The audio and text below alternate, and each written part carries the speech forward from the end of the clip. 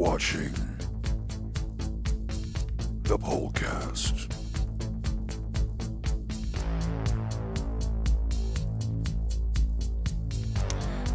We need to take another trip out to Arizona.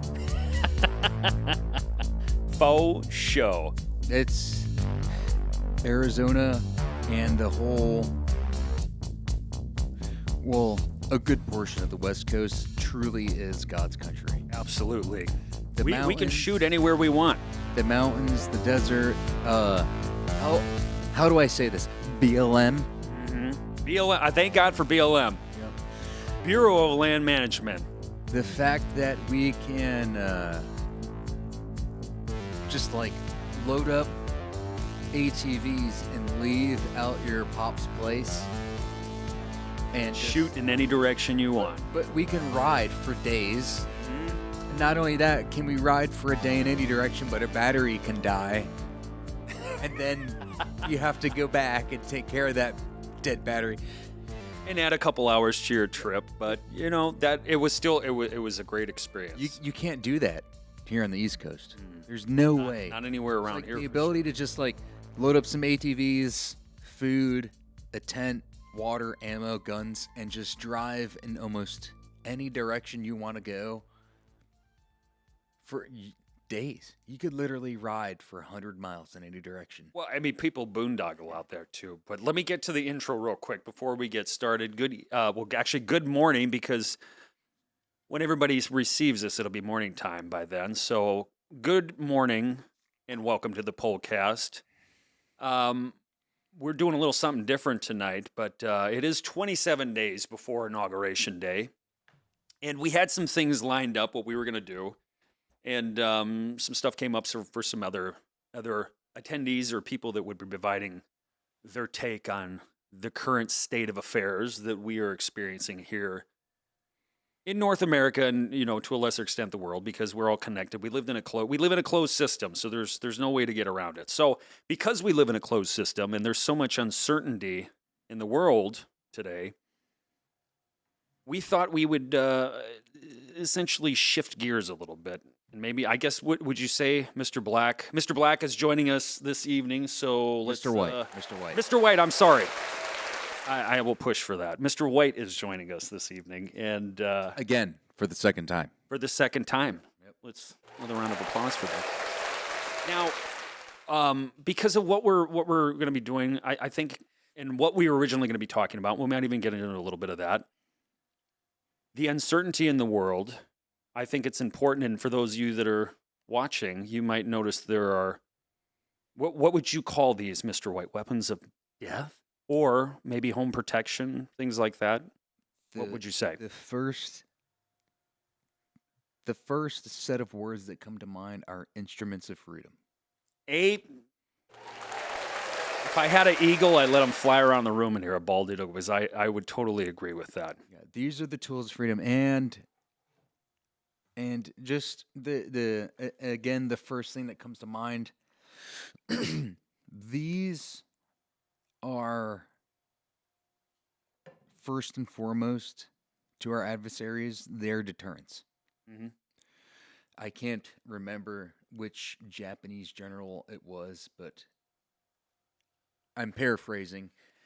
But this Japanese general said one cannot simply invade homeland America, for behind every blade of grass, there will be a rifle. Mm-hmm. Absolutely.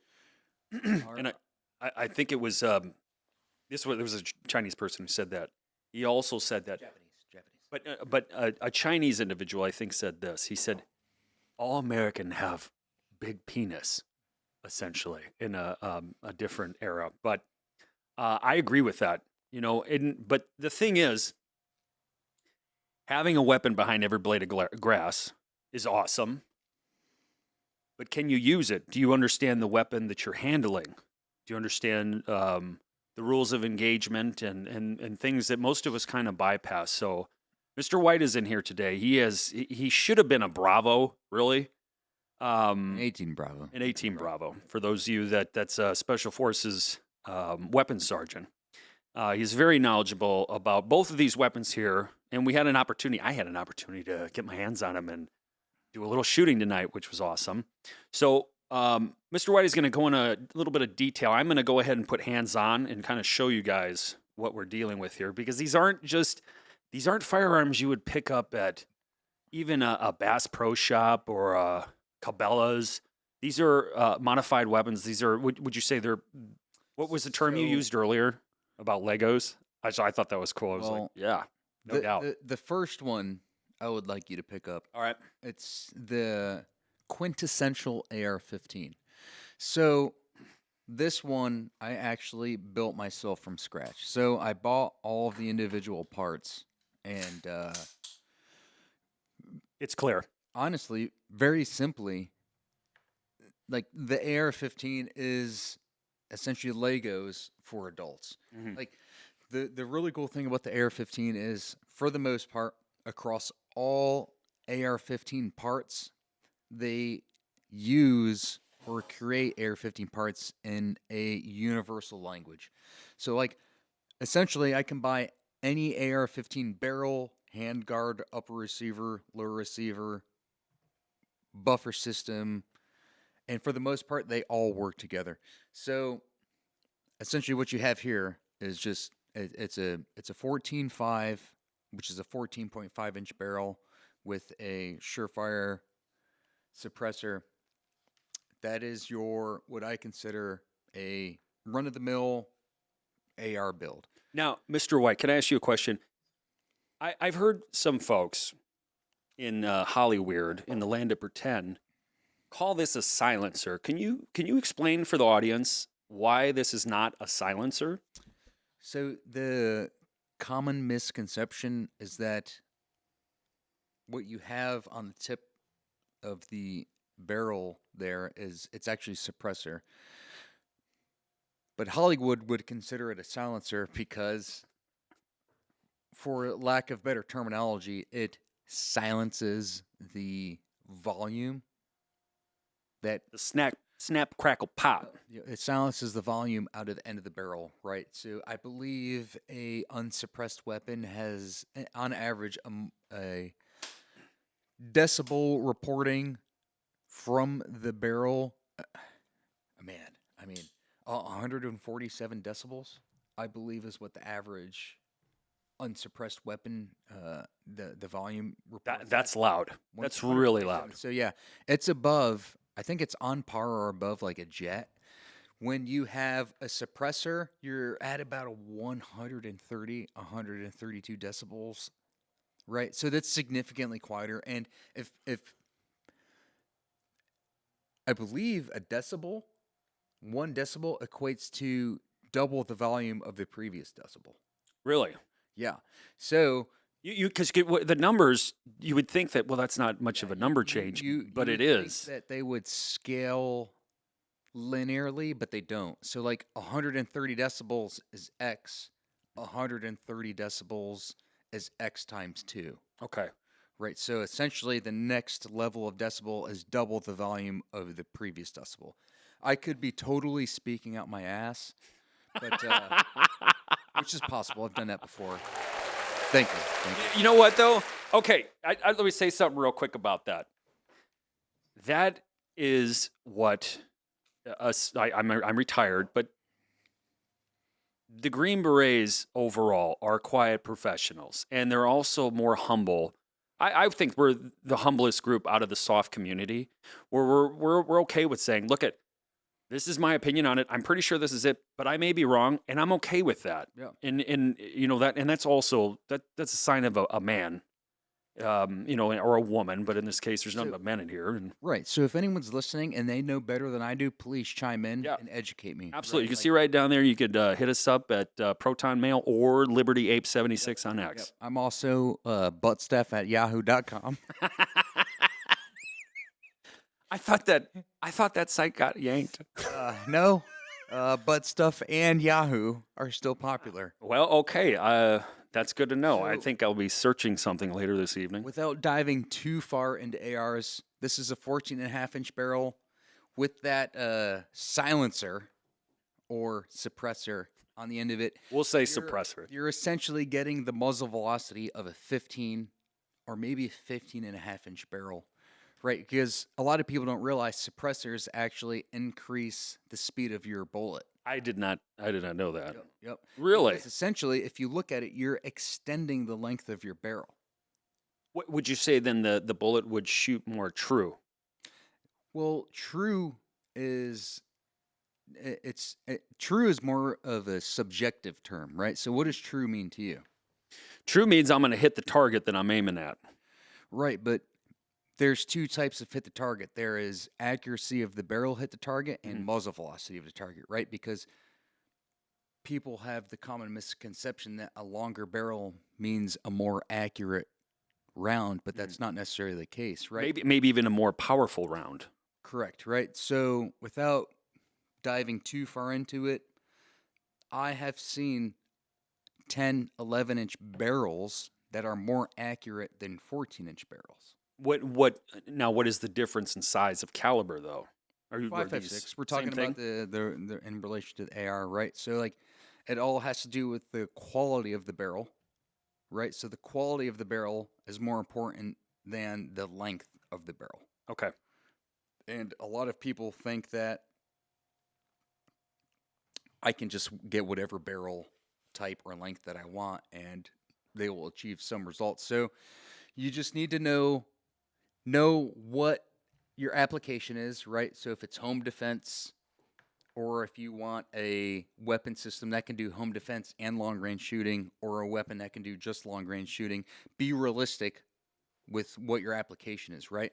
The nice thing about the 14.5 with the suppressor on the end is that it can do a little bit of both. It can do CQB, mid-range shooting, and a little bit of long-range shooting, but it's not going to excel in CQB or excel in long-range shooting, right? Like this rifle that he is holding up is, if I can only grab one rifle for the apocalypse or end of the world, this would be the rifle. It can do a little bit of everything, and it's the best at doing a little bit of everything as opposed to the other rifles. Would you, okay, because I'm a huge fan of AR-15s. I don't own any because I just can't with, I have children, so I don't believe in firearms. So for me to get my hands back on a firearm, wink, wink, it's a good feeling. I also think that this is the premier weapon for, like you said, home defense, long range.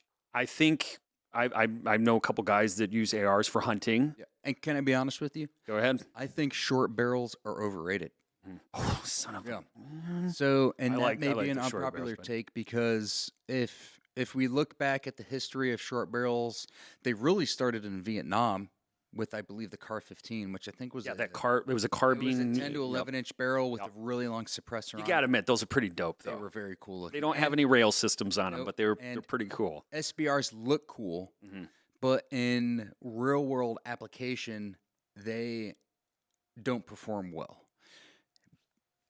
And Now he's not referring to, now. Could you explain to them that's what a you're 14.5. So what would you So- consider a short barrel rifle and an SBR? Anything 12.5 inches and lower Okay. and shorter, right? So the 14.5, we've actually been using the 14. And when I say 14.5, I mean 14.5 inches.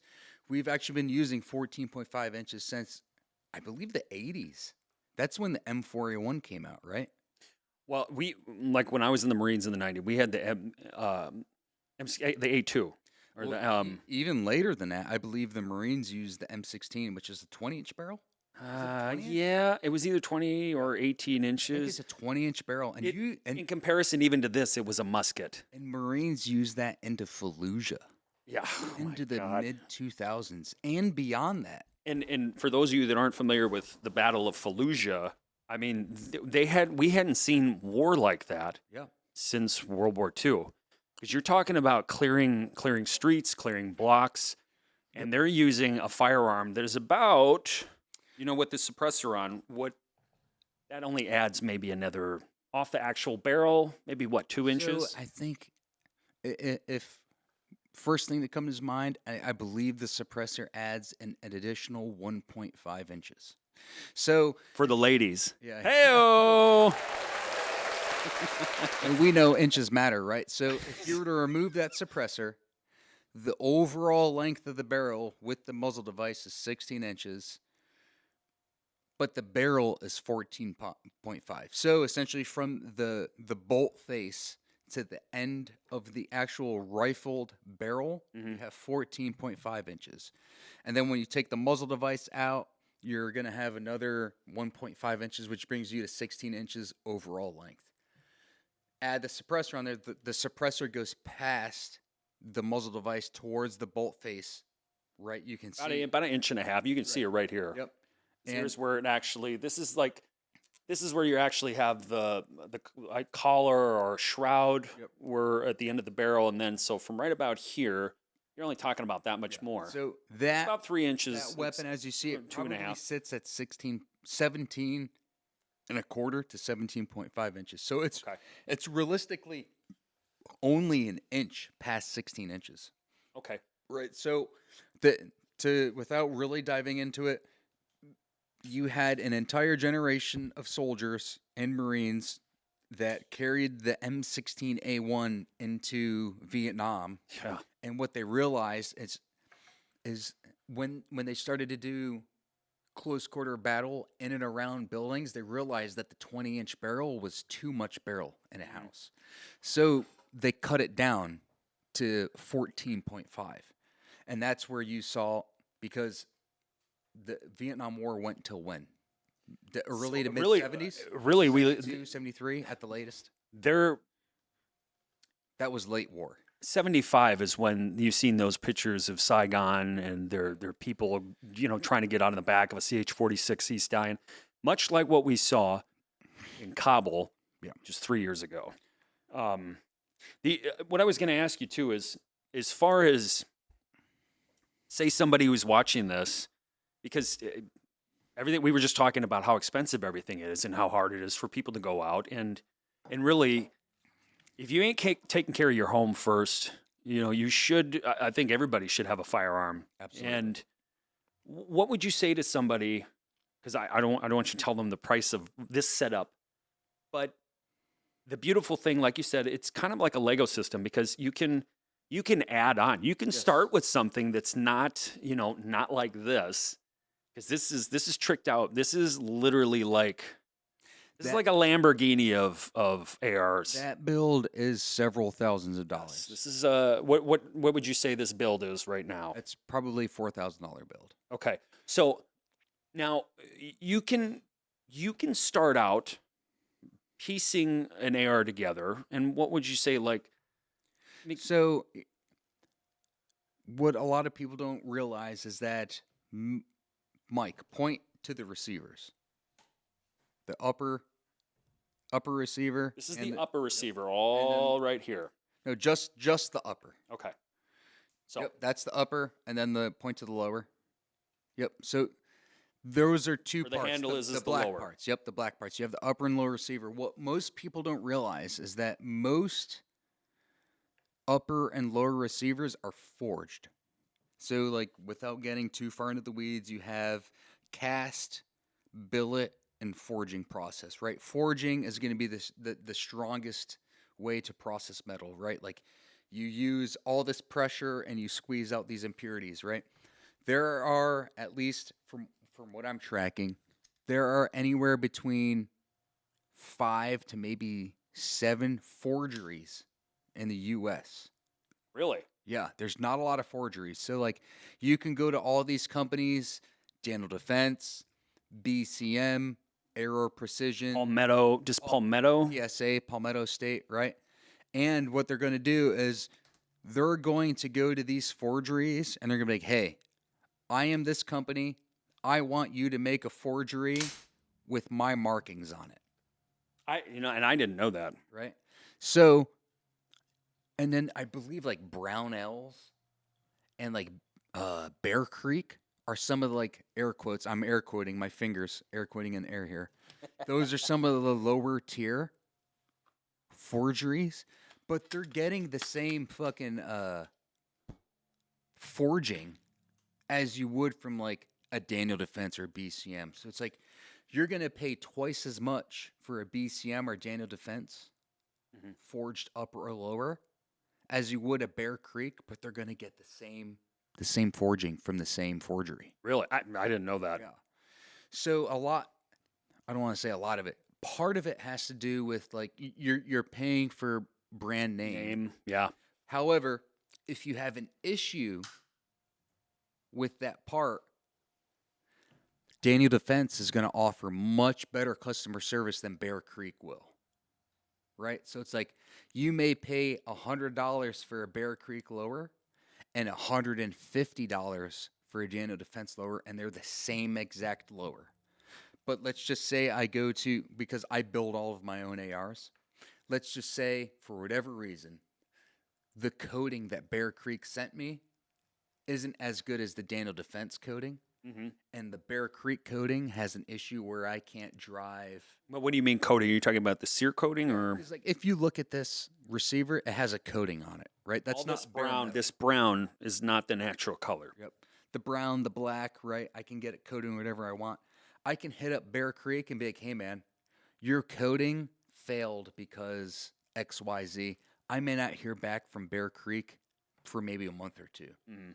I can literally call Daniel Defense the same day and be like, hey, your receiver did this.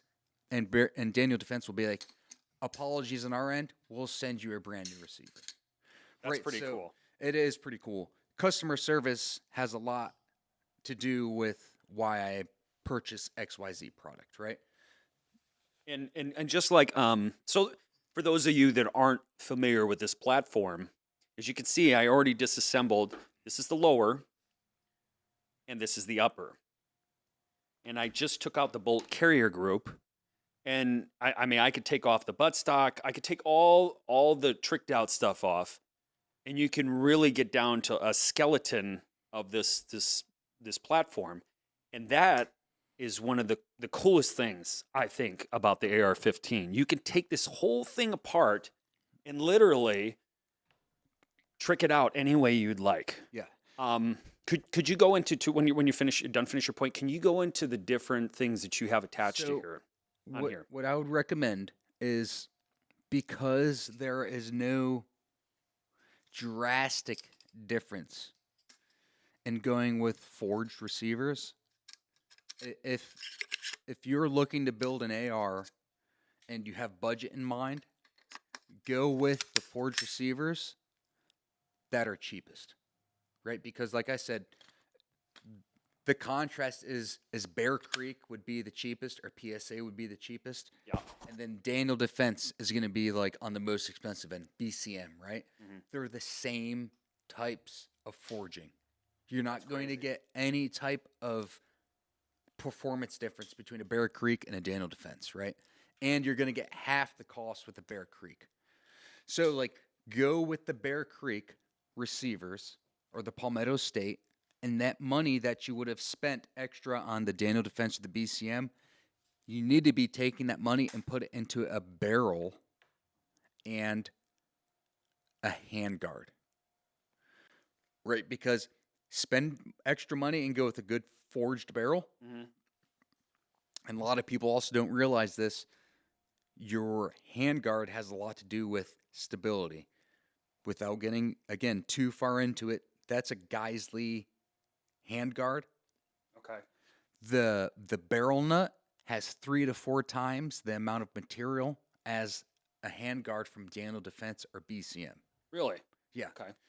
Right. So what you're doing is you're creating a lot more material for stability and heat dissipation. And then when you get into firing your weapon system for multiple rounds, maybe you're on the range for an hour or two, that's what's going to separate your weapon from others, right? So take that money that you would otherwise spend on a higher end receiver, buy cheap receivers, and take that money, buy a better barrel, Daniel Defense, FN, Geisley. Geisley makes really good barrels. Buy a forged barrel that costs $300. Don't buy a $100 barrel. Buy a $300 handguard. Don't buy a $50 handguard, right? And then the rest of the AR it's so easy and fast and cheap to swap out. And you have essentially a Lego system for adults, right? Now, okay, so for any potential buyers out there that are in the market for some type of firearm or long gun like an AR system, what do you think about 223? And I mean, people should be aware about this because a lot of people don't know. There's 223 and there's 556, but those barrels, depending on which platform it is, may not fire the other round. Right. So could you explain that a little? So, personally, all of my barrels for all of my ARs, they're 5.56, right? So a 5.56 round versus a 2.23 round. So we'll start from the bottom and work our way up. If a round on your box of ammo says .223, that is a civilian round, right? And a lot of those rounds tend to be around 55 grain, and they have less powder in them. And if anyone's not tracking, grains is a form of measurement. 7,000 grains equal 1 pound. So 55 grain is your typical, I believe it's M193, which that was a NATO round back in the day, which is 55 grain in Vietnam, right? So there are 3 super common round grain weights of 5.56 rounds or 2.23 rounds. You have 55 grain, 62 grain, and 72 grain. So if I myself or anyone who knows anything about the 2.23 5.56 refer to a round as 2.23, we're talking about a civilian style round, which means less powder. As soon as I refer to a round of 5.56 or NATO, we're talking about a high pressure round. Okay. Or plus P. Plus P means plus pressure, extra pressure, right? So if you a very commonly referred to round is green tip. So what we used for the longest time, and even Marines in Iraq used, was 62 grain green tip.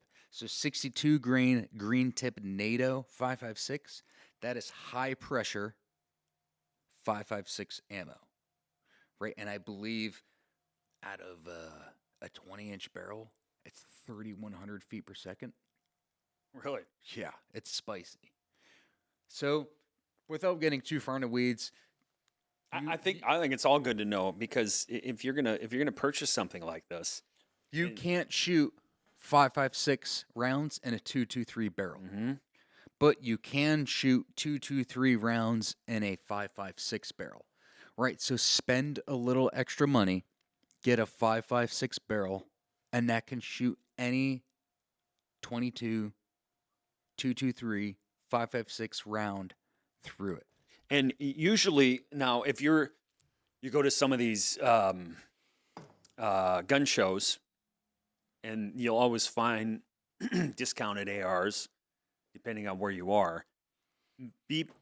Pay close attention to the stamp on the side of the lower receiver because that's usually where it is, where they'll put what type of ammo you can run through it. And it tricked me the first time I bought one because it was 223. Go ahead. Actually, And this one is not stamped on the bottom. most of the time, where they Should be on the barrel on the upper receiver. barrel. Yep. The lower receiver has nothing to do with what type of ammo can run through it in regards to 5.56, 223, because I believe you can run 223, 5.56, 6.5 arc, 6.8 SPC, and 300 blackout through an AR-15 lower. Okay. Yep. Regardless of the barrel. And then once you go to AR-10, an AR-10 is an intermediate or a full-size cartridge. I could be wrong there, but once you go to an AR-10, that's a different weapon. You can run 6.5. Oh, I apologize. You can run 6.5 Grendel on the AR-15. But What does the Grendel mean? the Grendel would be a 6.5 Creedmoor shortened down to run on an AR-15 platform.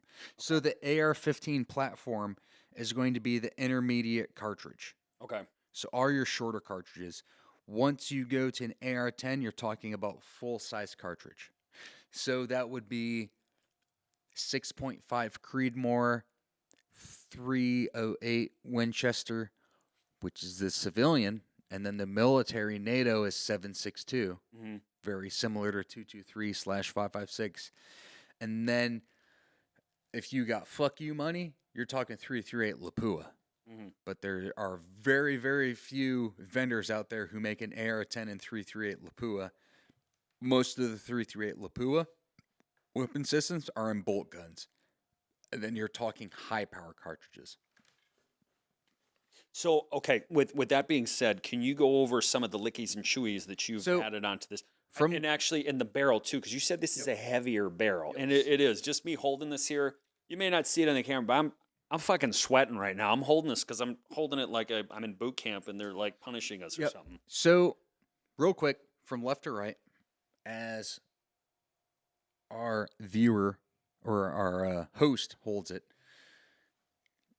I can play I Vanna. believe that's a Moe STE buttstock. And then what most people can't see is that is an M16 or a rifle length buffer system. So That's essentially, right here. that buffer tube is an inch longer than a carbine buffer tube. So if you take for account the cycling of the buffer system to the rear and back forward, that's 2 extra inches of travel. So what you're allowed to do is, in layman's term, you can run less gas and you can run a heavier buffer, and you have the same amount of reliability with less gas and less wear. And you shot it earlier. That's a really smooth rifle. It is very smooth. The only thing, okay, I'll go full. I'm gonna go full disclosure. I don't care because I've got nerve damage in the left side of my body. I've been jacked up and had surgery on that side. And It's a heavy rifle. it's heavy. heavy. It's heavy for it's heavy for somebody like us that is familiar with the M4. Yep. You can tell that the barrel, even though I mean it's a short barrel, it's not as short like an SBR, but you definitely can tell there's a little more stank. There's a little more ass in this barrel. So it has an Arrow precision upper and lower. I don't ever recommend buying from Arrow's website because their customer service is absolutely horrible. But they make a very, very good upper and lower receiver that's forged with billet accessories and options. Moving forward, we have an aim point T2, aim point flip over, right? In my opinion, aim point is absolutely unparalleled. I believe I had an aim point T1 that I had the original battery in. Mike, the aim point T1 stayed on for 10 plus years. Wow. And what kind of battery? Was it like I think it's a CR2032. so it's a disc battery, something you put in it's a a watch regular or battery you a put in key a watch. fob. So, and for our viewers, if you don't know, keep your optics on. Really? Yes. Why do you recommend keeping your optics on? It significantly reduces the chance of your batteries corroding. Because they're constantly on. They're keeping Because there's keeping it an completes the energy. circuit. Yep. Yep. So when you store an optic and you turn the battery off, any type of moisture that gets into there, and regardless, that's an aim point. That's a $900 red dot. Just the red dot. We're not This talking one. the optic or the magnifier, right? So like Just this aim one. point is made in Sweden. The best, by far, the best fucking red dots on the planet. No one even comes close to fucking. What about Hollow Sun? No, not even. So Sweden's or aim points designed in Sweden. Yep. Made in Sweden, Mhm. right? Aim or what did you say? Hollow Sun. Hollow Sun. Designed in the U.S., built in China. Is it really? Yes. All them So- solar. It makes sense because of all the solar. The equivalent of the aim point T2 and Hollow Sun, I can't remember what it is, but I think it's a $400 or $500 optic. It's nice. I mean, we just did some shooting this evening. You know what we should have done? We should have recorded a little bit of that. We could have. Maybe we'll do that next time. Because we love shooting. We need. However, It's a tangible skill. I mean, if you do not use it, you lose it. Yeah. And I may be 6 to 8 months removed from shooting this type of rifle under night vision, and I went out maybe 2 hours ago to practice Yep. shooting this rifle under night vision, and it felt clunky for me. And I have done A shit ton a of. shit You've done ton a of hell of a shooting lot under more night. shooting than I've ever have. right. So like, imagine you're a person who's never shot under night vision. Yeah, and like, so I went out, and like I said, I've got issues with the left side of my body, and I happen to be left-handed as well, so it makes it a little more cumbersome. And I mean, most civilian people, they're not going to be wearing kit. You know, they're just not used to it or anything. But you start adding on kit, double combat load, radio, food, water, your Mitch, your radio. I mean, your Peltors, Hey, and it gets heavy really quick. What about fatigue Yeah, yep, and getting shot at? yeah, yeah. Could you like? So real quick, backing up, keep your battery on. Okay. Even aim point, this is a $900 red dot. And he's just referring. I'll do it once again. Yep. This is the That's the magnifier. this is That's the not magnifier. the red dot. Just He's the just red talking dot. about this right here. $900. Now, $800. what would you? I do like Hollow Sun, but that's even a little pricey. So- Is there anything that's a little bit more in a budget, maybe for somebody this Christmas season? Is there anything you could recommend, or do you think? I mean, because most people. If you want to go with just plinking, Yeah. shooting at the range, go with 6 Hour. Okay. If you want something to protect your family, Hollow Sun. Mhm. If you want something to take to the gates of hell and back, aim point. Aim point. You know what? We'll give a little round of applause to Aim Point this evening. Just to add a little bit of context to aim point, Mm. the rifle you have right there. I have seen videos of people take that rifle with that aim point, go up a ladder 2 stories, turn that rifle upside down, and drop it optic first onto concrete. Really? And What was the result afterwards? Putting No. rounds downrange. the gun works, the glass didn't break, and the zero didn't shift. And not only that, I've seen people do that for every 500 rounds. They take that gun and Mhm. drop it optic first on the concrete from fucking 30, 40 feet high. That's impressive. Because first of all, we in the soft community, We beat our guns. yes, and not only that, I would say the military as a whole. If you're in the infantry, there's always the stories of AK-47s. You can throw them in the mud, you know, and they will shoot, you know, and they're like a dog that you can beat and it'll still bite. And I've never put rounds down range like you have in combat, but I've never had an issue with an AR. And hearing what you just said about dropping it off, you know, a 2-story Well, building, it's that it's less about the AR, more about the optic. okay.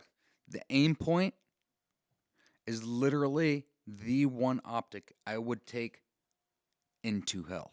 Okay. No So bullshit. Like that. think of that when you're purchasing this setup for Christmas. Some people will complain that it doesn't have the same reticle as the EOTech, or it's expensive because that's $300 more than an EOTech, and a good EOTech costs $600.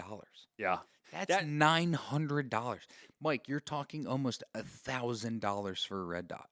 And looking at it, like, I mean, the one thing I'll say, the one drawback on this, and this is only due to because we were doing some night shooting, and I haven't shot at night in 7 years, so at least not like how we were. It's a little hard to acquire the red dot at first. Obviously, like I've already said, like we both stated, it is a skill that if you don't use it, you're gonna lose it. So after a while, muscle memory, you develop those skills and you're able to acquire a lot faster. So I know what I'm about to say is a bit hyperbolic, and I have used EOTechs for years. Mhm. I carried an EOTech in Afghanistan. I had an EOTech that failed on me in Afghanistan in combat. One, it failed to hold a zero, and Mhm. 2, it failed to be bright enough in the deserts of Afghanistan. Right? Was that was in group? Yeah, that was in group. Really? Yep. So this aim point is the only optic that I would be genuinely confident that if you, as a combatant, were to approach me, and for whatever reason, I understand this is hyperbolic, you were to approach me and I was dry on ammo, I could take this gun and fucking swing the T2 into the side of your head as hard as I possibly could to kill you. Mhm. The T2 is the only optic I've ever used that I'd be confident that after I killed you by bashing your skull in, Yeah. I'd be able to continue using that with a 0 in combat after that scenario. And the grouping that we had at So- 50 was pretty okay. solid as well. So get this. This is going to blow your mind. So what I have done before is I had an AR very similar to this setup. It was a 13.7 inch. So we're talking a completely different barrel, upper, lower receiver, buttstock, etc. And this was an Aimpoint T1. This is the T2, which is it's improved over the T1. So what I did is I had an Aimpoint T1 that was on a 14.5 inch barrel.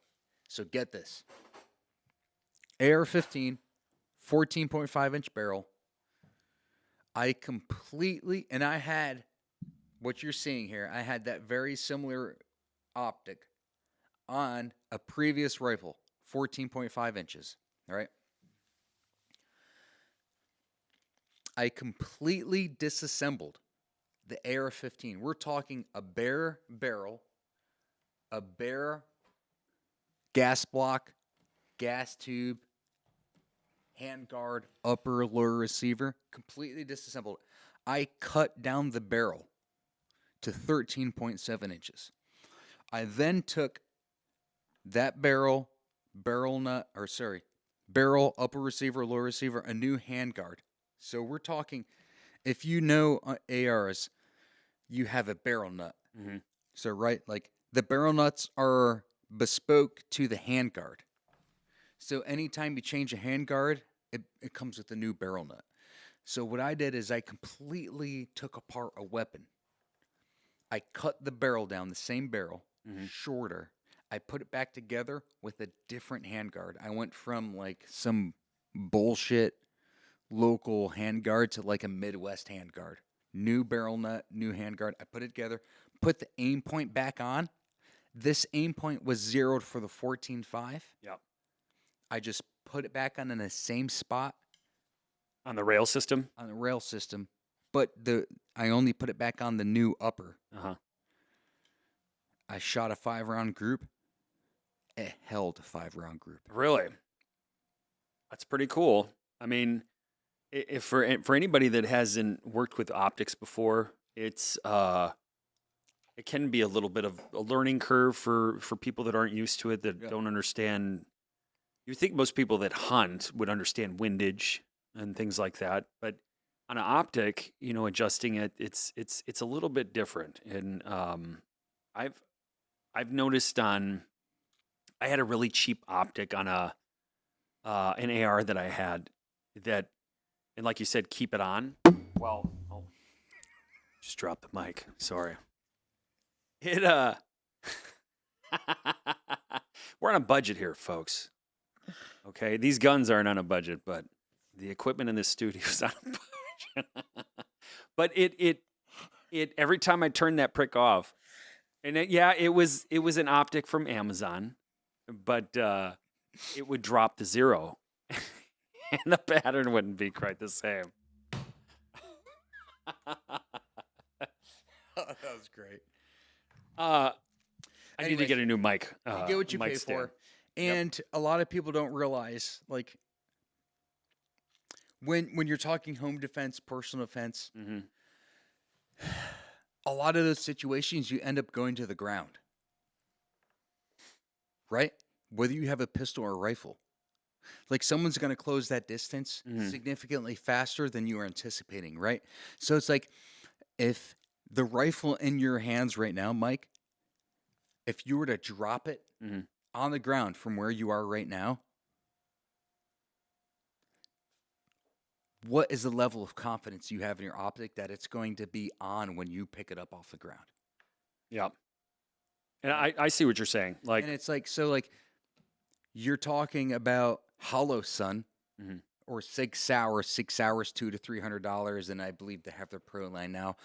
Hollow Sun is $500 to $600 Yeah. for their because everybody's knocked off. Everybody's made their equivalent of the T2 because that is by far the best red dot on the planet. So everybody copies it, right? So you have 6 hour, $200 to $300. Hollow Sun, $500 to $600.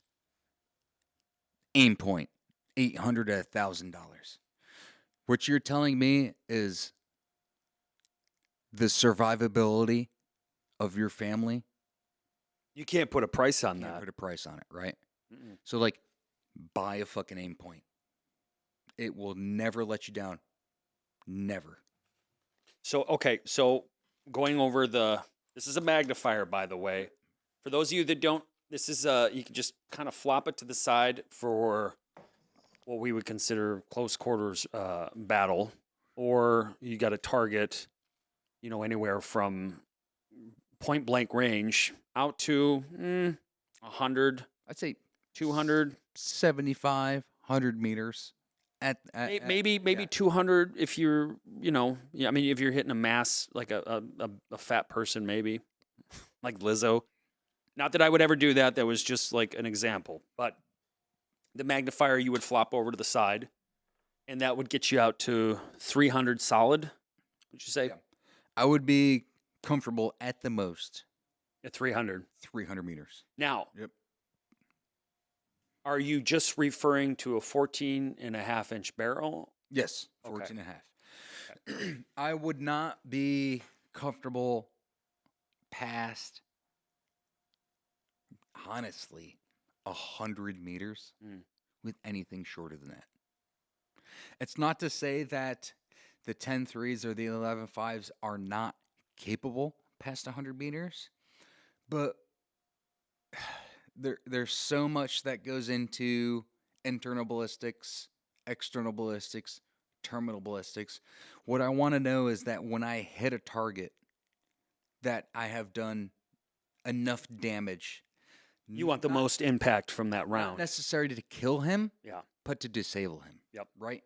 And at least in m- we need to be realistic about the scenarios we're going to find ourselves in, right? And when I think of a rifle, I need to be able to. What I need to do is I need to identify where a threat is, right? Yep. And I need to be able to move towards that threat. What is the plausibility of me taking contact between me En route. leaving my base en route towards my target? Very likely. It's likely impossible, right? And what is the likely engagement range that I will find myself in that scenario? Mhm. 100 plus meters. Mhm. What damage do you think I'm going to do with an 11.5-inch barrel at Not 100 much. to 200 meters? It's going to be spray and pray, pretty much. Right. And more than likely, you're not going to see the target. You're just going to be shooting, Right. unless you can identify where the fire is coming from. And then you're absolutely right. 10-3, Right, because I wouldn't want that either. because if I have, for whatever reason, identified through my intelligence network that, hey, the guy I need to kill is in XYZ area, Mhm. that guy is probably surrounded by foot patrols. Right? Yep. Or maybe checkpoints or bunkers or DFPs, defensive fighting positions, right? So this is where I remember earlier I was talking about short barreled rifles are overrated. Yep. Case in point with the 14.5. It can do You still have that reach. it can You do have everything. that ability for CQB Yep, it can if you do have everything. to. And what you're saying, like, it totally makes sense to me. Like, this is, and because we were talking about this earlier when we were shooting, and this setup in particular, this is Mr. White's. He's going to hell to do some battle and bring some scunion to some evildoers. This is the type of setup that he would take in. The length the overall size and weight, and also all your lickies and chewies that you've added onto there. And I guess going into that more, do you want to get into as far as the light too and capabilities and Yeah, absolutely. So moving up towards the tip, you have a Geisley rail. So I believe Geisley makes by far, unequivocally, the best handguards on the market. Main reason being that they offer a substantial barrel nut and substantial amount of material around the barrel nut. So, like, if you were to look at the AR, everything has to do with barrel stability and heat dissipation, right? So, when you shoot an AR, you can simply group, and your group can be very well. But what separates budget ARs from very good ARs is their ability to group when they are hot, right? So all barrels droop or drop when they're hot, right? So the reason I run a heavy barrel with a Geisley rail is that you have a significant amount of material around the chamber. And what that does is more material around the chamber means more heat dissipation. I don't think you really see what he's referring to, but I'm just gonna put it up. Yeah, there is so much material around that chamber that significant volleys of fire, they're just going to dissipate the heat a lot faster than than I would say like a Midwest Industries, a Dana Defense, or a BCM, right? Because I've built, man, well over 100 ARs in my lifetime, right? Mm-hmm. Uh, when I was a SWIC instructor for a year and a half, I moonlighted at a gun store. Did you really? Yeah. Oh, I didn't know that. Yep. In my free time, I just went to the gun store and I worked for them. $20 an hour. Yeah. Whatever it was. Like, hey, I just want to work here, right? Yeah. So we'd get these ARs in. We'd have these issues, XYZ. I had a lot of experience working with all different types of ARs. Right. So Geisley, in my opinion, offers the best rail with the best barrel nut, and it offers rigidity, right? Because the more material I have around that chamber and that upper receiver means the more consistent grouping I'm going to be able to perform and put down range. Rounds down range, that's what it's all about. Right. Getting rounds down range in a consistent pattern. Yeah. So And- and you're literally talking the difference of $100 Mhm. between a BCM or a Midwest rail versus a Geisley rail. So you're talking about $100 on your family's life. Yeah, and like we already said, I mean, you really can't. And we're not. This isn't a.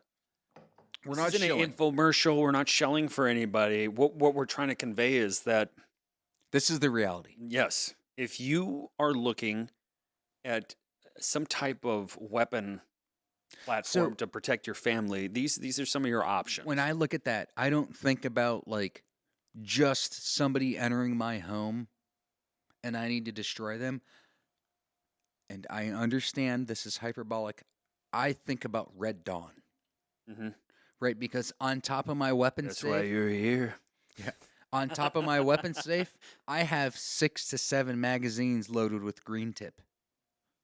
And next to my weapon safe, I have kit. Mhm. Right? So like at any given time, I'm ready to don my kit.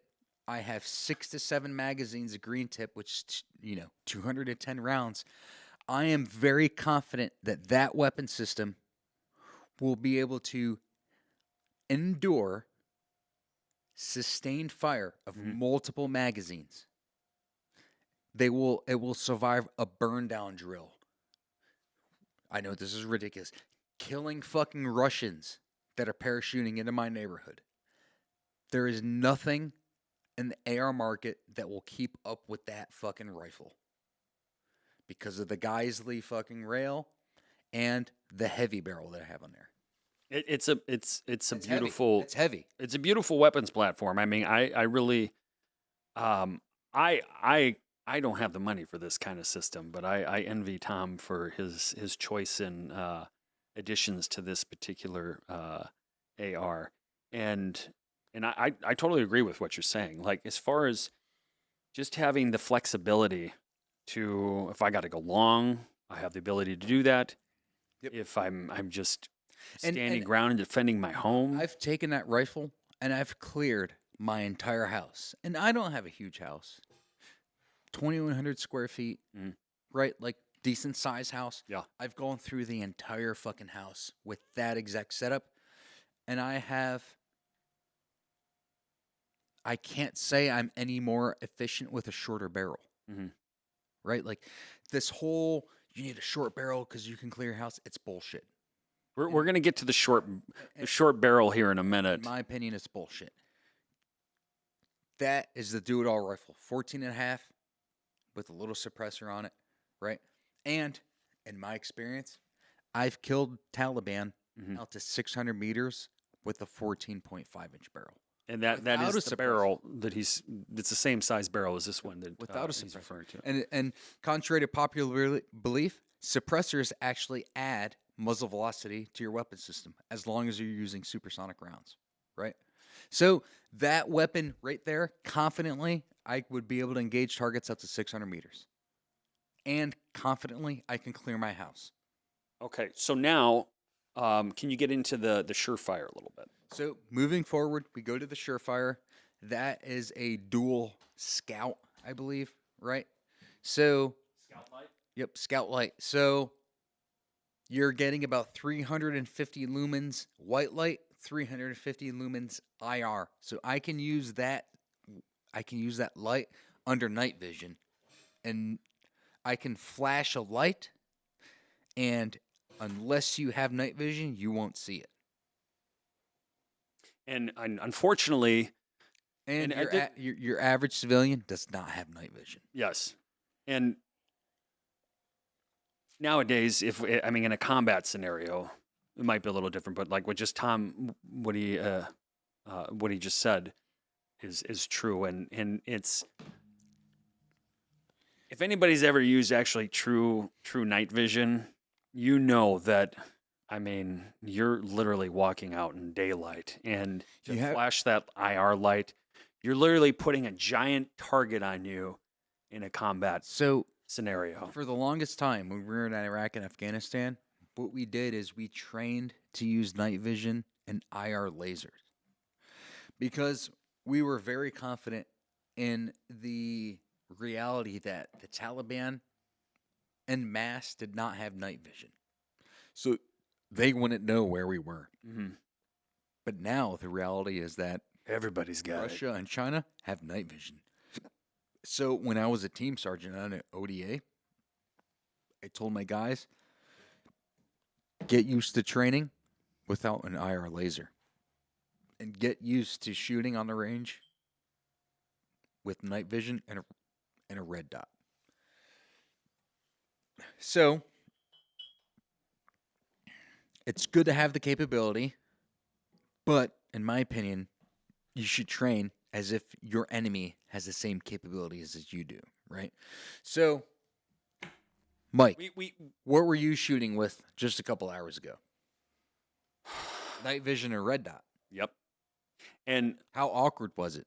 well, and like I said it a little bit earlier, but it was extremely awkward. And I'm Yeah, somebody who's You're a Green Beret. I'm a Green Beret. I'm You're proficient used to this. in shooting, but shooting like that, no. So imagine you're a civilian and you have a foreign entity that's invaded your fucking homeland. Mhm. And you have guys like you and I who are like, hey, man, this is the standard. Mm-hmm. You need to figure out how to shoot Move and communicate. with night vision through a rifle like you have in your hands. And I understand that it's awkward, but you have a couple days to figure it out because we're going to ambush a fucking Russian outpost or a Chinese outpost down the road. Mm-hmm. No, I absolutely. I mean, You're a Green Beret, and it was awkward for you an hour. it was awkward for me, and that's what, like earlier, what I was alluding to. Like it's important for people to understand that, like we said, we're not trying to sell you anything, but what we're telling you is these types of platforms are essential to you're surviving some type of a cataclysmic event, or God forbid we get overrun somehow. And I know that sounds like science fiction, but the reality of it is we've never been in this situation before, and that's why I mentioned the 27 days before inauguration, because I feel like especially a lot of people on our side have kind of let their guard down a little bit, and we're not advocating for war or anything like that. We're advocating for people to take an interest in protecting themselves first and foremost. Preparedness. And I haven't finished all of the what I call Planned B and presented it yet on this platform. But a lot of people on the left, not liberals, but lefties, they're all about things like abortion, Plan B. Well, I'm for life, and I'm for Plan B. And Plan B is about life, about sustaining life. And the first thing is B for body, taking care of your physical body, and also by extension your home and the people that are around your body. And I don't see that happening quite on the level where I feel like, okay, I can kind of relax and let my guard down and go back to watching sports and stuff. It's not there. So that's why part of the reason why I'm doing this. And we're going to get into another weapons platform here in a minute. It falls in that kind of short barrel. Would any be considered? It's considered still a short barrel rifle. Yeah. So, is there anything else before we jump into this? Because the AR platform is readily available to anybody. Yep. You can find it. You used to be able to find it, I believe, at Walmart about 10 years ago.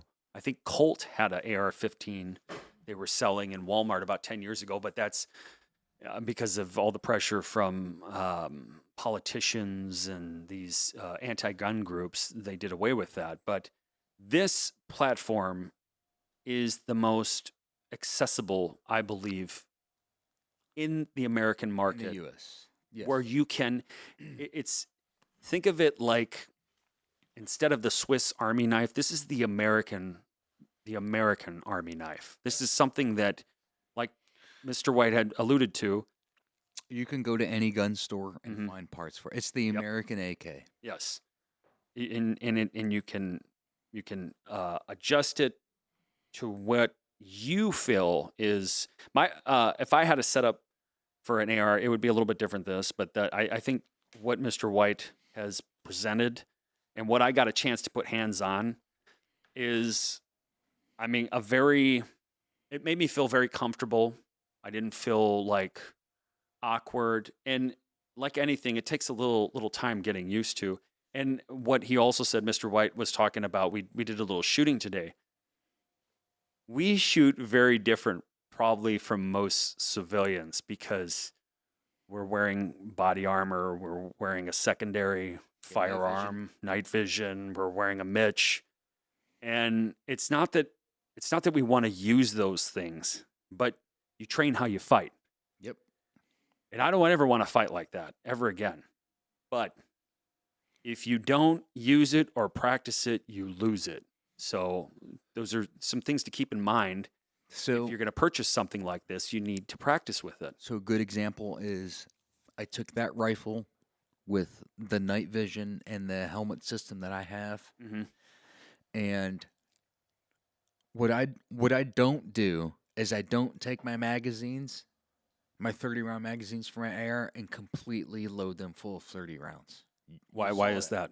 because it's like anybody can go out there and dump a 30-round magazine. Mm-hmm. What I do is I take my magazines and I load them anywhere between 5 and 10 rounds. And if I have a buddy with me, I tell him to randomly Mm-hmm. load as many rounds Yep. as he thinks is right, but not too much, right? Because what's more important, anybody can go out there and just send rounds downrange. What separates the prepared civilian Mm-hmm. or the unprepared civilian versus the Minuteman is his ability to manipulate his weapon system under stress and under low light. Under things like Low if you light. get a jam. Yeah, low light scenario, right? So like I went out there, I was like, I'm just gonna load 5 to 10 rounds between each mag. I fucking fired 5 to 10 rounds. I went to reload and I fumbled like an idiot. If somebody had been watching me, they would have been like, "There's no fucking way this dude's a Green Beret."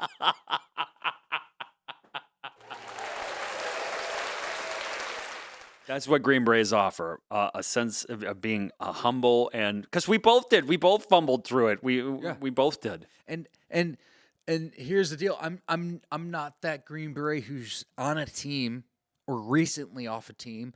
I am a year and a half off a team. Removed, yeah. I am still significantly ahead of the average civilian. Mhm. And what I did was when I went to jam a mag, it was like it looked like shit, right? I looked back and I was like, "Fuck! I hope Mike didn't see that." Bro, I felt the same way too. It was like, holy shit, are we at the range? Like, So, Put is your everybody s- watching? so imagine you're the subject matter expert Uh-huh. and you have 20 of your local community members Mm-hmm. trying to load a magazine without night vision. Yeah. Mike, how many people in this area do you think have night vision? I would say I'm gonna take a stab at it at 0. 0, right? Mhm. So now 0 personnel in your community are trying to load a weapon system at night without night vision. I had night vision and I fucking fumbled through it. And that's just me being honest about, like, That's you being a good Green people. Beret. I want you to understand. Like, the reason I am honest about this is because I want you to understand the reality. Mike, I'm not going to sit here and pretend that I am this omnipotent, omniscient, all knowing being, Well, that's why I love you, bro. right? Like, I fucked up and I'm only a year and a half off the team and I butchered a night reload. Mhm. And I'm a Green Beret. Yeah. So, Let that sink in, folks. Yeah. Really. I mean, seriously, I'm not being facetious or funny. Let that sink in. I literally took my magazine and I scattered it all over the mag well. Go ahead. Because Grab that mag and imitate what it looks like to fuck up a mag reload. like you go dry. Yeah, but take it out and now fuck up a mag reload multiple times. That's literally what it looked like under night vision. Now, okay, but full disclosure, can you explain to people, like, for those of you that have not looked under night vision, you have no depth perception. What? You have to get used to it, but it's It's- very hard to have any depth perception. You don't look at your weapon system under night vision. That's you true go as by well. Feeling. It's all feeling, right? And if you're going by all feeling, it takes repetition over and over and over again. Muscle memory, folks. Right. And I have reloaded, and this is me being completely honest with you guys. I have reloaded hundreds of magazines at night. Hundreds. Between combat and training. And it's been a year and a half since I reloaded a combat magazine or reloaded a magazine at night in general, and I butchered it. And I have killed people at night under a weapon system. And 2 hours ago, I butchered a reload. So think about your average civilian Mhm. who has never or doesn't have night vision, he's trying to reload at night and he's getting shot at. Yeah. You just amp the stress up You just fucking amp that stress to up 11. exponentially, Yeah. right? So all I wanted to do was bring to light the reality of the situation, right? Like you can watch all of these fucking YouTube channels like, oh, you do this, I'm this kind of guy, I'm this kind of guy. Bro, that's not the reality. Mm-hmm. You That is not the reality. like I second what Tom's saying. Not only that, a lot of these keyboard warriors, I'll even say like these It's Mr. White. paintballers. The name's Mr. White. Thank you. Mr. White, sorry. That's the first slip of the night. Where was the Oh man, I got to push for that. What Tom is saying though is, I mean, it is very true. It's You need to train. You need to train. You need to. You may even. I'm going to call out the hunters right now. Hunting's great. You know, if you're eating that meat for, you know, you're shooting a deer for meat, that's great. If you got nuisance hogs, you got to get rid of them. Totally understand. But when it's another human being, and I've never been put in that position. Like I've never had to engage on another human being. I thank God for that. Tom is not as fortunate as that, and he understands that better than anybody I know, with the exception of maybe one other person. But so what he's telling you is that you may have a gun in your house. You may think, well, I have a pistol. I'm ready to prepare myself. Have you trained with it? If you live in the city, where do you go to train? If you don't have a range, how are you gonna actively manipulate that weapon? Have somebody like what we were doing, what Tom said, and this is a great training tool. Mr. If you White. have Mr. White. Mr. White. Damn it, man! I thought I was gonna go the whole show. What Mr. White said is very, very important if you are looking to build and hone your skills with weapons platforms like this and pistols. We would do this thing. Remember when we would do pistol training? You know, it would be a buddy system, and that's the best way to really train, because you have somebody watching you, keeping an eye on you, and critiquing you. And like even when we were shooting, Mr. White and I were shooting tonight, I was nervous. He makes me nervous because I know his background, and I made him nervous because he knows my background, and that is a good thing. That those nerves, accountability, and they will keep you in a state of awareness of your situation, and that's the biggest thing for us. Everybody's like this for the most part. Blinders. Horse blinders. You need to be like this. You need to be aware of who's on your left and who's on your right. And can I trust who's on my left and who's on my right? So everything that we're talking about tonight is about defending yours, protecting yours, ensuring that you take care of you and those around you. That's what this is all about. That's what we're talking about.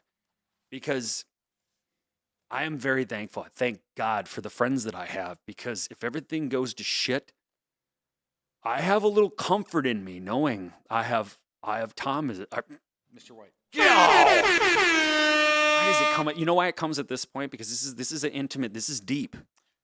And people don't maybe they don't understand it, but this is deep. We've known each other almost 14 years. Yeah, and I mean we may not have been in the same units at the same time, but we were in Afghanistan together. We were doing different things, but we've lived together. Yeah, we lived together. I mean, 3 separate occasions. Mike knows he has to hide his lamp. Hey, I didn't bring it up. I didn't bring anything up. We'll leave that for another time. But at the end of the day, I truly. It's not his capability, it's his intelligence.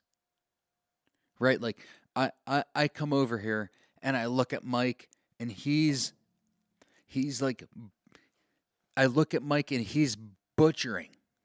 He's butchering the stances, the weapon manipulation, the looking through the weapon with the AR. But it's not like I look at him and be like, this dude's a liability.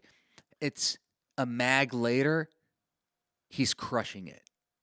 He's understanding, oh, these are the changes I have to make. Mm-hmm.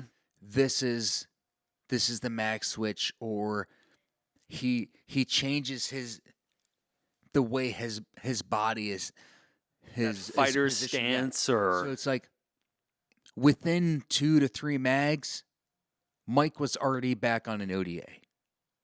well, thanks, man. If I can, little fucking little music for that, little cheer. Thank you. Cheers, brother. Thank you for that. I appreciate that.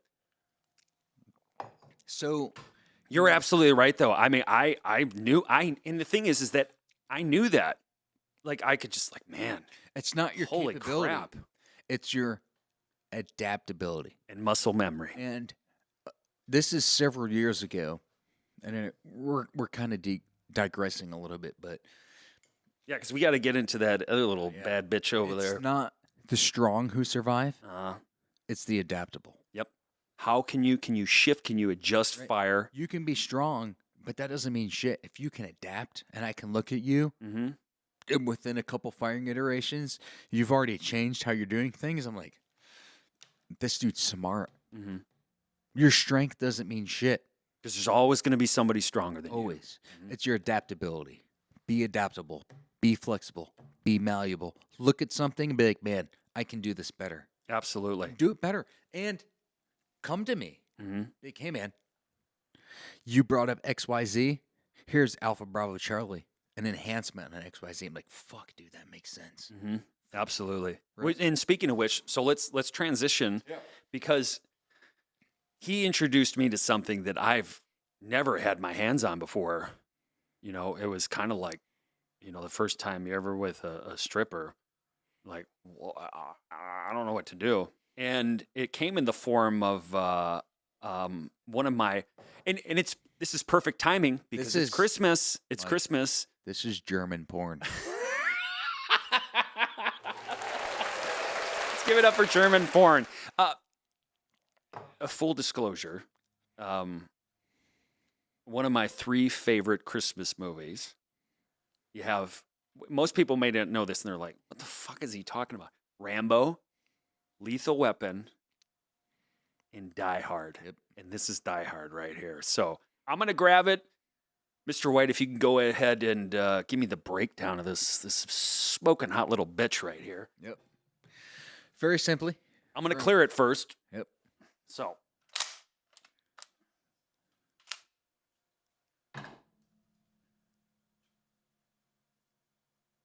Clear. From right to left, you have a collapsible buttstock. The optic, hollow sun. It's a competition optic. Has a wider field of view on the housing. And then moving forward, I believe that's a Midwest M-Lock handguard. You have a, that is a Surefire dual fuel. That's a 1500 lumen white light with a pressure switch and a short stubby grip to complete it. I totally understand that short, stubby shit. Yep.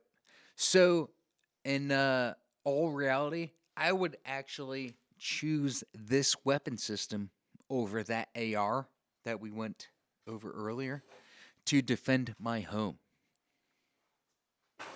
So, a lot of people aren't aware of how much penetration. Wait, well, hold on. Wait, tell me about the penetration a little bit. So, I have seen Full Metal Jacket 9mm. God, this thing is just fucking sexy, man. We're going to go without context, I have seen 9mm Full Metal Jacket penetrate through an HD TV and drywall. That's two significant layers of material. That drywall's a son of a bitch. You know? So, Mike, Notice I'm not flagging Tom, Mr. White. and Mike, that penetration through a TV and a drywall was through a pistol-length barrel, Really? Wow. 4 inches. Well, you didn't have to tell people about my side. You didn't have to go 4 inches Hey, out, Mike, bro. Mike, everyone's accountable for their 4 inches. All right, so Look at how small. I mean, it's like, I mean, Mike, that's a 9-inch barrel. that's crazy. Like this. He's So- talking right here. You got Yep. right here. Mike, I think that's if 4 inches, no. can This pe- is 4. Isn't this 4? that's 9. Oh, it's- That's a 9-inch barrel. So if 4 inches, and I'm not gonna tell you what the weapon system was. It wasn't a Glock, but if it was a Glock, It was a Glock. God, this thing, man. This is just. I mean, like if I had if I wasn't in debt and losing the house and the kids and everything, so Mike, this would be it. if a Glock with the 4-inch barrel can penetrate through an HD TV, two layers of drywall, Okay. Mike, that's 3 significant layers with a pistol. What do you think? Hold on, look at me, eye contact. What do you think a 9-inch barrel can do? Mike, I that's would double twice. that up. That's twice the barrel. That's length. what I was thinking. Double it up. Double it up. What do you think the M4 next to you can do? Oh man, we're talking. That's Mike. between the two. That's totally different. I mean, just That AR-15 will rip a 62 grain all the way through your house. We're talking 6 walls. Okay, so can you tell the folks what So- that M4, what will, or that AR, what will that do to the human body? Which Will one? it go through the MP5 or the AR? the AR? So it depends on your round. So we'll just say 55 grain NATO 5.56 green tip. 55 grain, full metal jacket.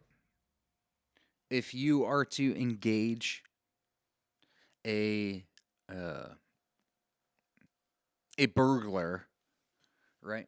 There's a very good chance that if there is no barrier between your rifle and the burglar, if you were to engage him under 15 to 10 meters with a 55 grain, that 55 grain is going to immediately rip through.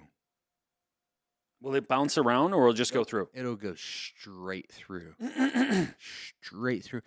And not only and we're going off Love of that smell. we're going off a 14.5-inch barrel. Mm. Because here's the deal. Most people don't have the understanding to run a barrel shorter than 16 inches, right? Because if we're just going off of strictly numbers, percentages, most people, if they're going to use an AR for home defense, they're not going to pay for that 14.5-inch to pin and weld a muzzle device to get it 16 inches. So what they're going to do is they're going to either run a 16-inch or a pistol. But even then, they're going to over-penetrate. We call over-penetration. They're going to over-penetrate an intruder. I've never had that problem. Yep. I'm going to drink to that.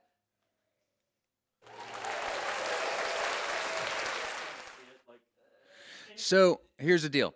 If a 4-inch barrel with 9mm can penetrate 3 layers of significant material, And What- satisfy. yeah, and satisfy. 4 inches can satisfy.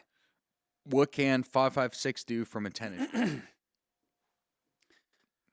Well, you'd almost triple that. Yeah. At a minimum. And like we I'll speak for myself. I grew up in the military on this platform, on the A2, and I never saw, the M4 until I got to group. Um, but even then, in the Marines, like the A2, I was like, man, I just love that platform. Even though it was really long, it was like a musket, but it was there's something about it. It seems it is the American rifle, and I believe actually AR standard for American rifle. Armalite. rifle. Armalite. That's right. I'm sorry, Armalite. You're right. And it doesn't stand for assault rifle. I mean, the platform was developed in the 50s, I think. Yeah. Is that right? Chris Stoner. But was about 50s, 60s time frame when it was I developed? think 60s, Yeah. 70s. So the idea that this weapon of war or something is, just happened to fall into our hands all of a sudden it's just complete nonsense. This system has been around for a while, and it has been villainized essentially because of 59. 59. You don't listen. Most shootings in the United States, still over like 10,000 a year, happen with pistols And gang. and are gang related. And the weapon of choice for gang violence is not Pistols. an AR. It's pistols. It's Tech 9s. It's Mac 10s. It's things that are spray and pray pretty much, because those aren't precision type weapons. What do you think about Tech 9s and Mac 10s? Because some people would say that this is a similar setup to something like that. But I think that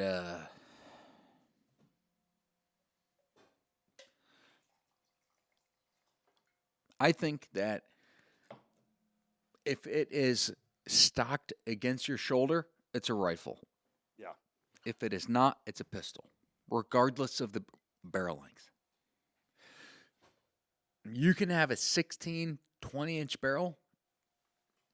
If it is not stabilized against your rifle, it is a pistol. Period. make sure I don't show any serial numbers or anything. If it is stabilized to your shoulder, it is a rifle, in my opinion. Now,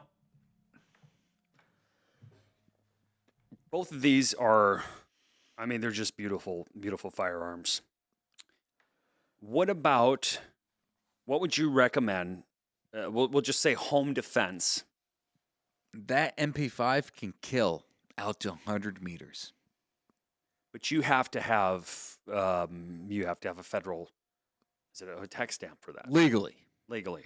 To have that butt stock, it needs to be an SBR. Mhm. Right? Or what you can do is I believe the barrel on that is 9 inches. Mhm. If you take a 7-inch.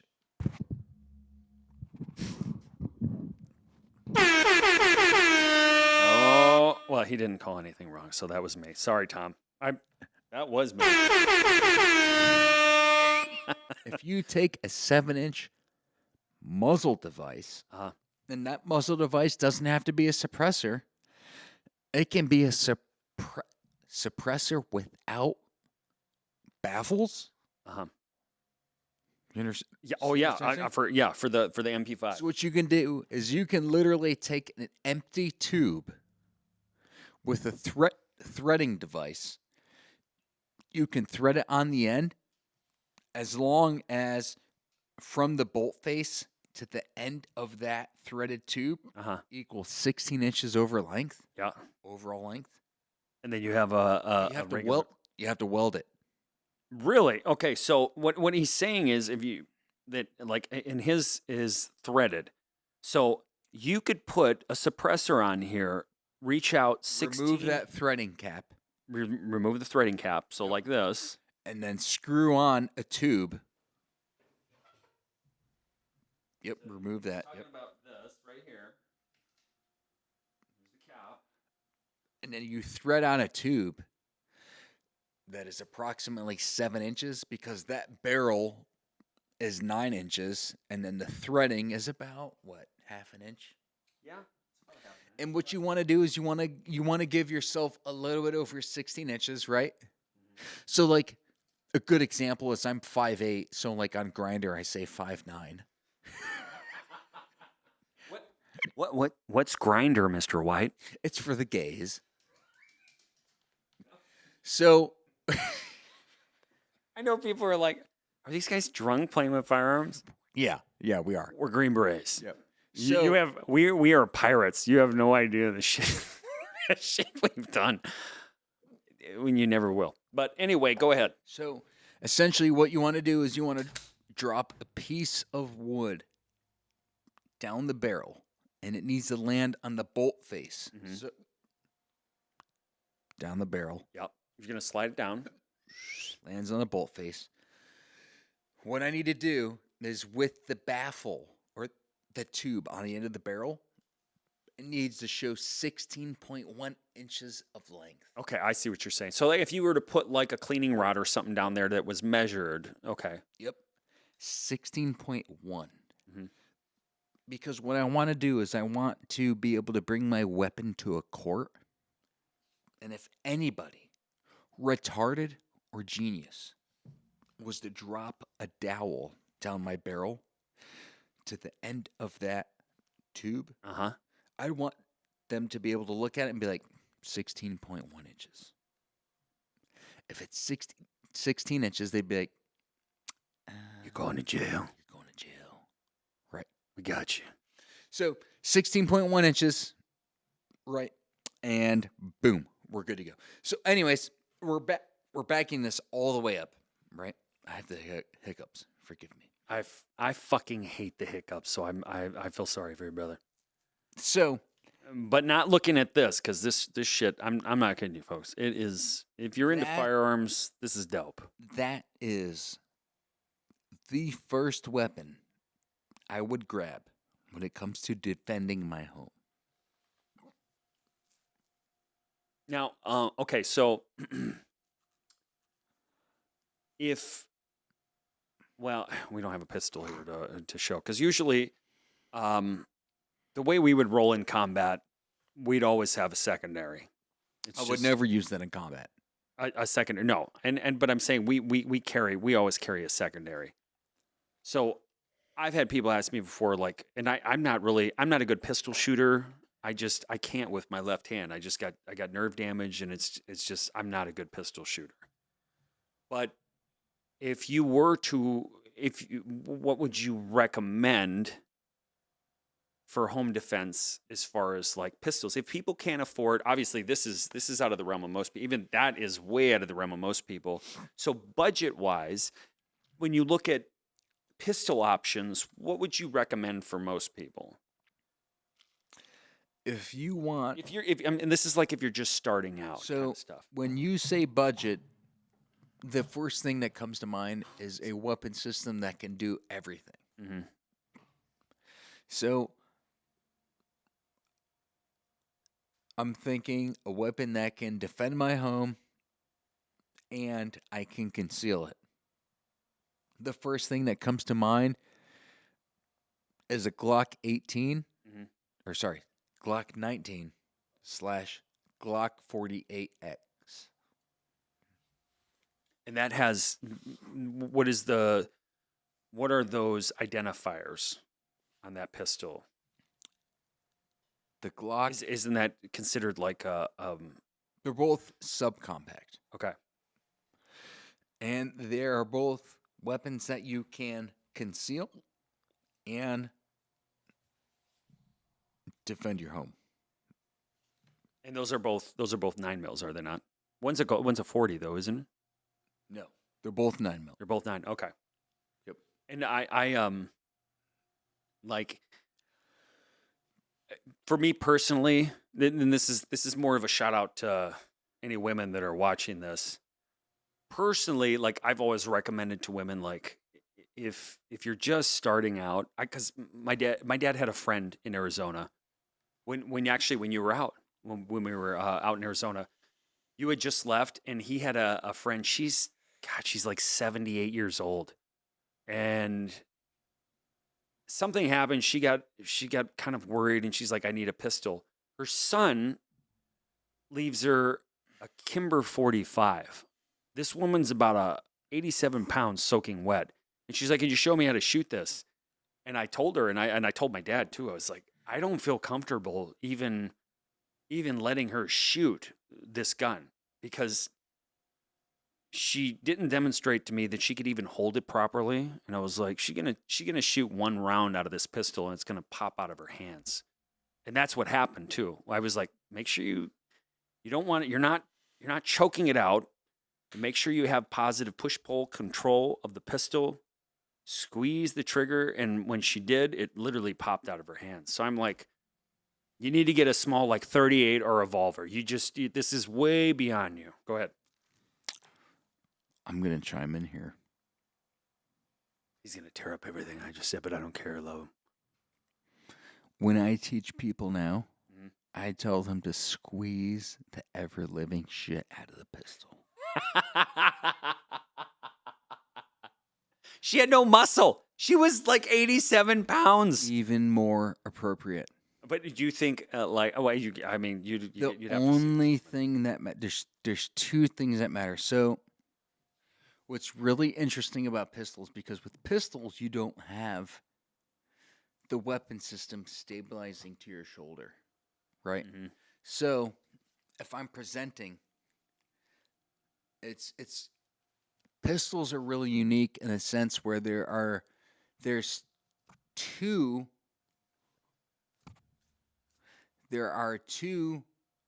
realities to pistol. One of them is I'm at 25 meters and I need to make a low percentage shot, which means I'm at 25 meters, which is really far for a pistol, and I need to make a headshot. Mhm.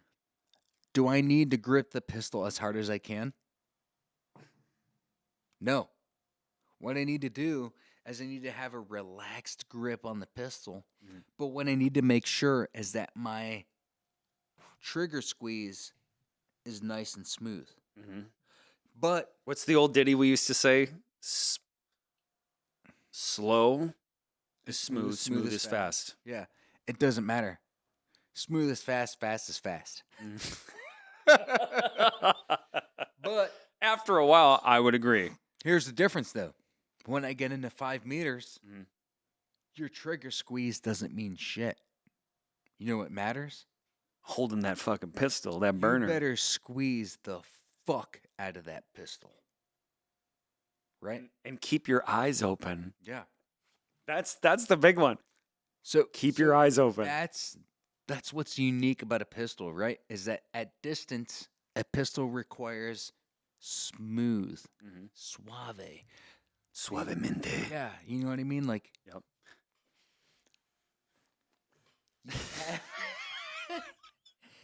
at 25 meters, it's like tell me a little bit about this. Yeah. This it's like you have a woman in your hands for the oh yeah, go on. I'm listening. My zipper is right, going you're down. smooth, right? But as soon as you get to 5 meters, 10 meters, 15 meters, it's all about your grip. Mhm. You need to squeeze the pistol as hard as you can. Now, okay, so what would you say for people that are like, if I do that, it's like I have Parkinson's and my hands start shaking.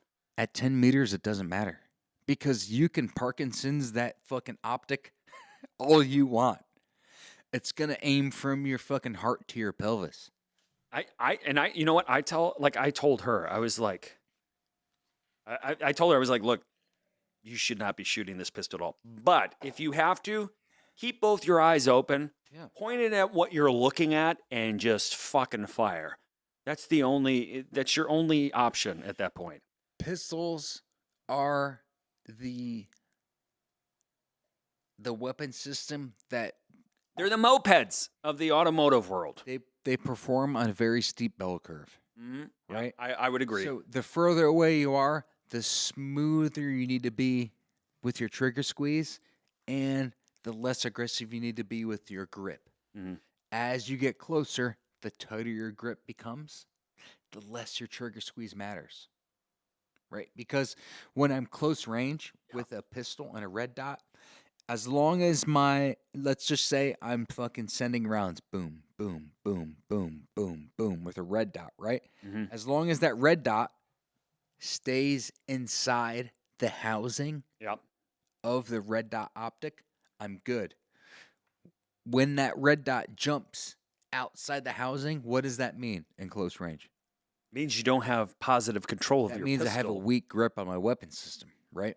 Means you don't have proper Yep. what we would call as push Yep. pull. So when myself personally, I'm at 25 meters plus, and I have a pistol with a red dot on, right? When I present, which means I take the pistol from my chest and I push it with my hands out towards the target. So what he's saying is this: he's presenting here. Yep. You're getting into that good fighter's position, and you're essentially. That's 3 to 4. And while you're doing that, your finger, if you want to describe it, I'll go ahead and go through Yeah. the motion, So even though I don't have a Go pistol. go to position 1, which is hand on the weapon in your holster. I will present position 1. Yep. So we're talking 25 meters. So position 1 to position 2. Position 2 means both hands come together and he's pointing. So right here, point your pointer finger out. I can engage. Pop, pop, pop, pop, Yep, pop. yep. That's position 2. So 1, 2, or excuse me, let me back up. Right here. Position 1, position 2, 3. 2. See, look at we're Green Berets. We even forgot this shit. It's not due to the bourbon. Okay, so 1, 2, 2, 3. 3, and we engage from here. You can engage from position 2. What did they call that? El President. Was that the one where we would shoot from the hip? So, this is 1, 1, 2, 2, 3. 3. You can engage from 2, 2, 3, 4. Yep. So,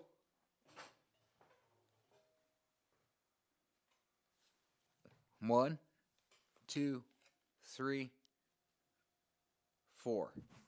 Never at any point, like watching movies, never at any point should you be doing anything like this. Going from 1 to 7. Nope. That's TV shit. What Mr. White was saying and how we train is from 1, you should be able to be comfortable enough with that pistol where you could shoot from position 2, which is You should be able to send a string of rounds. That's position 2. So go to 1, 2, right there. From position 2 all the way to 4.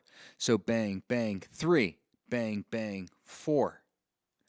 So, fighter position. yep. Go back to 1, position 1, position 2, position 3, position 4. All the way from position 2 all the way to 4, you should be able to send rounds down range.